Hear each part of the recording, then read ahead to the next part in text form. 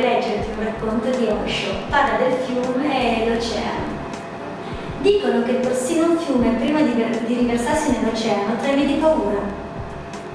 Guarda all'indietro per tutto il suo percorso le cime, le montagne, la lunga strada sinuosa attraverso le foreste e i villaggi e vede davanti a sé un oceano così vasto che entrarci dentro sarebbe come sparire per sempre.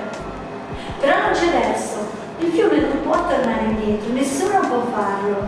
Tornare indietro è impossibile nell'esistenza, puoi solo andare avanti.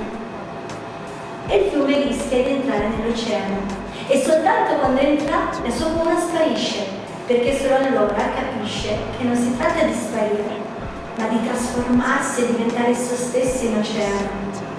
Da un lato c'è la sparizione apparente, dall'altro lato c'è la rinascita. Noi siamo così, possiamo andare avanti e rischiare. Avanza deciso e trasformati in oceano. Perché nulla si crea, nulla si distrugge, tutto si trasforma. È un principio che da sempre esiste. Cos'è che puoi fare per immergerti e da fiume diventare oceano? Cos'è che ti spaventa nell'essere fiume? Cos'è che ti spaventa nel diventare oceano? Perché se accogli il fatto di diventare oceano sarai parte di un tutto più grande. Il fiume è una parte formato da tante goccioline d'acqua. L'oceano non è 1 più 1. Nella matematica fa 1, come mi diceva proprio in questi giorni il mio caro amico Alberto. Mi diceva, Nicky, cosa fa 1 più 1? E io 2.